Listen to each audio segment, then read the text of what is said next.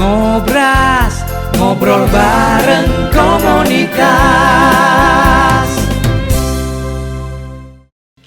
Ya, halo, selamat siang mendengar KDS 8.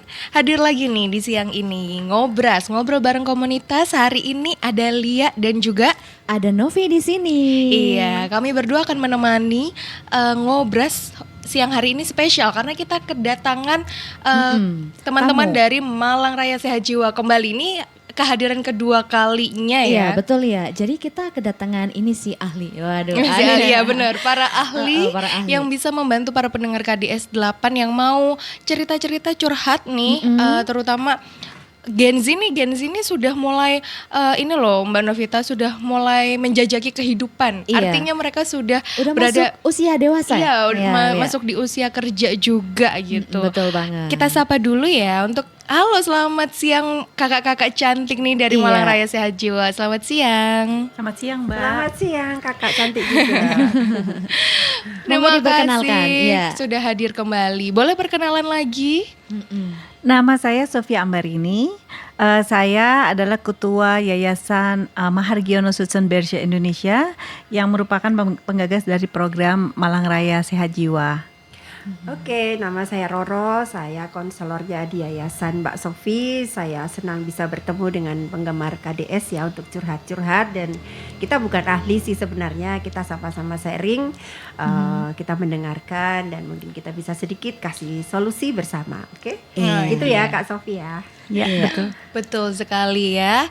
Masih ini loh, masih humble gitu loh. Iya, betul. Mbak Roro dan juga Mbak Sofi ini. Mbak Lia, kita punya tema nggak sih untuk ngobras Iya. kita kali ini? Untuk kali ini, untuk yang hari ini nih, kita bukan khusus ya, tapi kita coba temakan topiknya itu tentang bullying dan senioritas di lingkungan kerja Iya, gitu. betul. Apalagi tadi udah Lia mention sebelumnya di depan, kalau Gen Z ini sekarang sudah mulai memasuki masa-masa dunia kerja gitu. Di TikTok pun kalau pendengar KDS 8 yang suka main TikTok pasti banyak banget konten-konten yang kayak Gen Z nih, POV-nya Gen Z kalau jadi guru tuh kayak gimana, kalau jadi pekerja kantoran tuh kayak gimana, seperti Iya. itu.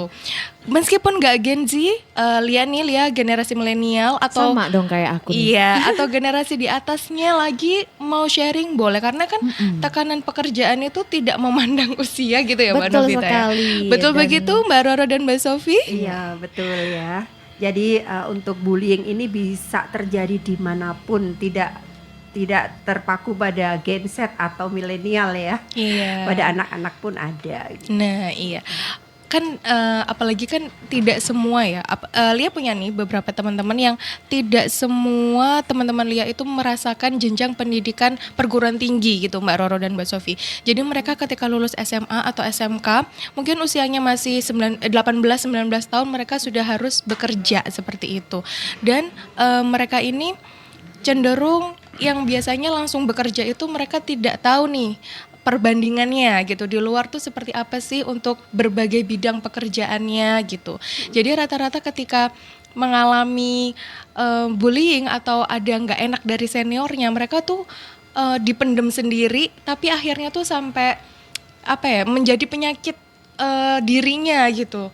Itu tuh seperti apa ya Mbak Roro dan Mbak Sofi? Oke, Mbak Sofi dulu ya, mungkin bisa cerita waktu Mbak Sofi jadi pekerja nih. Ada bullying nggak waktu itu? Oh ya boleh sharing, boleh.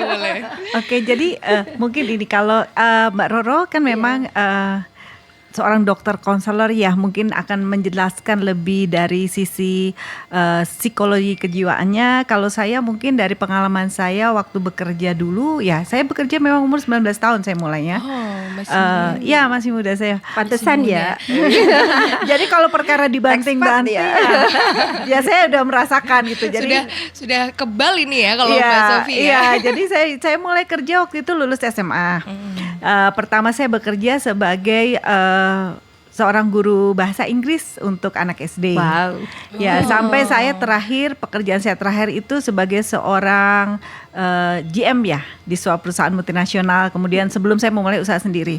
Jadi saya mungkin berkomentar itu sebagai pelaku ya, sebagai yang pernah saya rasakan.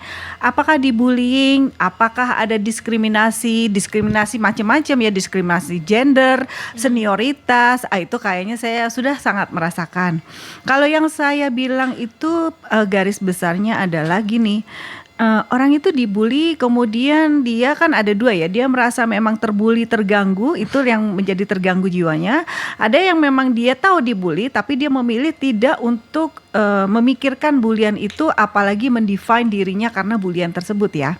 Nah kalau yang menurut saya ini, saya dalam bekerja itu mungkin dalam hidup saya selalu punya yang saya bilang itu adalah GBHN hidup saya sendiri. Waduh, garis besar haluan.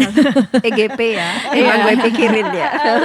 Jadi di luar itu saya nggak mikirin gitu. Jadi saya mempunyai garis-garis besar haluan hidup saya sendiri. Misalnya saya waktu itu sekolah harus selesai misalnya umur 25 itu maksimum. Itu yang target itu ada target jangka pendek dan jangka besar, jangka panjang sorry. Nah kemudian saya memutuskan saya akan menjadi contohnya 25 saya harus sudah lulus, kemudian saya harus sampai umur 30 itu saya akan bekerja untuk ilmu. Jadi karena itu saya bekerja di berbagai macam perusahaan. Orang mau bilang kutu loncat kayak apa terserah, karena tujuan saya adalah sebanyak mungkin ilmu, karena pada saat itu saya belum tahu saya tuh pengen konsen di bidang apa. Jadi pada waktu itu walaupun dibully, lu tolol banget lu Sof mau jadi sekretarisasi CEO, itu saya nggak peduli gitu loh. Karena dengan dekat dengan CEO itu tadi, saya mendapatkan apa yang saya inginkan. Bagaimana cara membangun pabrik, yang mana kemudian saya aplikasikan dalam waktu saya bikin perusahaan sendiri ya. Jadi karena kita punya apa yang harus kita tuju, makanya orang ngomong itu tidak terlalu penting lagi buat saya, karena saya tahu persis apa yang saya inginkan dalam hidup saya. Terus kemudian umur 30 sampai 35 tahun saya pengen mempunyai perusahaan, mendirikan perusahaan sendiri. Kenapa kok umur 30? Ya karena supaya saya nanti pada saat saya 35 tahun, saya ingin menikah dan ingin punya anak, itu perusahaan saya sudah stabil gitu loh. Kemudian 35 sampai misalnya 40 gitu ya. Saya pengen membesarkan anak saya dan tidak ingin konsen di perusahaan seperti itu. Nah dengan berbagai, sudah penuh ya hidup saya dengan rencana-rencana saya itu. Apakah bullying ada? Oh iya, sampai sekarang juga ada orang yang ngapain sih tuh ya bikin yayasan begituan gitu. Oh ada juga, tapi sekali lagi selama kita itu punya tujuan yang jelas hidup kita itu mau apa, saya rasa dibully sama orang itu faktor yang betul-betul nggak penting banget gitu loh. Nah itu kalau dari saya. Kalau ditanya apakah sampai hari ini ada orang yang bullying saya, mencibir saya, ya iyalah pasti ada. Tapi pertanyaannya apakah itu matter buat saya? Enggak. Saya akan terus jalan apapun kata orang, karena saya tahu tujuan saya itu mau kemana. Nah itu mungkin bisa membantu ya. Jadi cari tahu dalam diri sendiri itu what do you want to achieve in life. Jadi kenapa orang tuh dibullying itu bisa nggak kedengeran?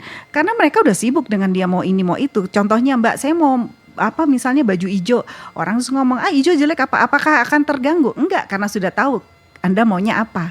Lain kalau saya lihat ini, Anda akan terpengaruh. Orang ngomong apa terpengaruh, orang ngomong ini terpengaruh. Karena itu sebenarnya look inside yourself dulu. Itu yang core yang mesti dikuatkan.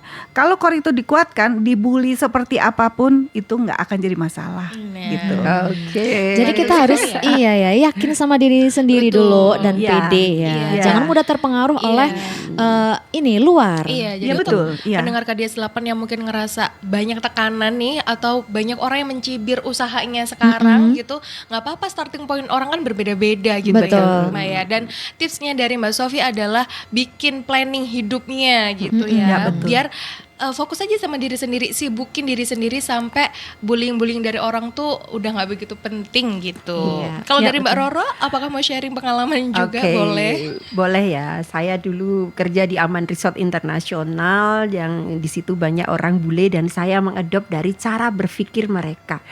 Maka sebelum jauh ya kita cerita tentang pengalaman, saya ingin memberikan sedikit kepada para pendengar KDI yang tercinta ini. Apa sih bullying itu sebenarnya? Kok kenapa? Aduh, aku dibully gitu ya. Tapi sebenarnya bullying itu ada kategorinya ya. Bullying itu adalah sebuah tindakan dari seseorang atau kelompok yang sengaja menyakiti orang lain dan kemudian membuat orang lain itu menderita. Nah, membuat orang lain menderita tentu saja sangat membuat seseorang sangat tidak nyaman ya dalam dunia pekerjaan terutama ya. Oke, kalau gitu bullying juga ada beberapa macam ya. Ada bullying verbal, non verbal, dan sekarang ini cyberbullying ya, yang juga tidak kalah kejamnya ya Mbak Sofi ya, cyberbullying. Tadi disampaikan Mbak Sofi bahwa ketika kita punya konsep hidup yang kuat, maka di dalam perjalanan karir kita pun kita tidak akan terlalu lebay terhadap bully-bully yang dilakukan oleh sesama teman, ya kan? Bullying dilakukan oleh siapa sebenarnya? Adalah orang yang terdekat dengan kita, circle kita, ya. Pertama kali itu ketika kita kanak-kanak, kita juga mengalami bullying tanpa kita sadari dan dilakukan oleh circle kita juga itu tidak disadari. Disitulah bibit-bibit bullying bisa tumbuh gitu ya. Ketika parenting orang tua, maaf ini ke belakang sekali ya, supaya pemirsa tahu bahwa gimana sih parenting kaitannya dengan bullying. Nah, parenting yang demokrat, yang membiarkan anaknya melakukan hal-hal baik, dalam tanda kutip baik sesuai dengan normatifnya, dia akan didukung. Tapi ada juga parenting tiger. Awas ya kalau tidak melakukan apa yang ibu inginkan, nanti dibully. Nah, bibit-bibit ini juga akan muncul di dunia kerja. Dia akan ingat waktu, oh kalau saya tidak mengerjakan sesuatu dengan baik, saya akan dapat bullying dari orang tua saya. Betul. Nah, teman-teman yang mendapatkan anak-anak yang parentingnya waktu itu tidak benar, ini juga rentan menjadi korban oleh anak-anak yang parentingnya salah tadi, mendapatkan bullying. Karena ketika seseorang itu melihat saja bullying, ya, melihat orang tuanya bertengkar hebat gitu, saling membuli, dia menganggap itu hal yang biasa. Kemudian dia di dunia kerja, dia juga akan bisa tanpa dia sadari dia bersikap seperti apa yang dilihat waktu kecil. Karena di waktu kecil ada golden age ya. Nah, itu akan membekas sampai dia dewasa. Itu asal mulanya bullying. Jadi kalau teman-teman KDS yang di kantor punya riwayat atau punya cerita tentang bullying, bisa menghubungi hotline kita ya. Kalau kita ceritakan di sini mungkin tidak sempat ya sepanjang lebar ya Mbak Sofi ya. Karena kita juga menangani beberapa kasus bullying baik dari mahasiswa maupun karyawan yang kemudian kita telateni dari setiap minggu hadir bersama kami, konseling tatap muka, dan kemudian kita sedikit terapi dengan relaksasi. Nah, bullying tentu saja akan menjadi momok bagi orang yang konsep hidupnya lemah. Maka dari itu konsep hidup yang kuat akan membuat kita akan tidak rentan pada bullying. Tadi disampaikan Mbak Sofi ya, apa GBHN ya Mbak Sofi ya. Garis-garis besar haluan hidup saya gitu ya.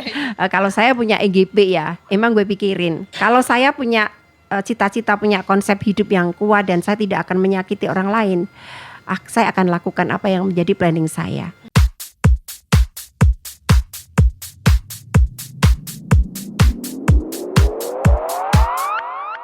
Ngobras, ngobrol bareng komunitas.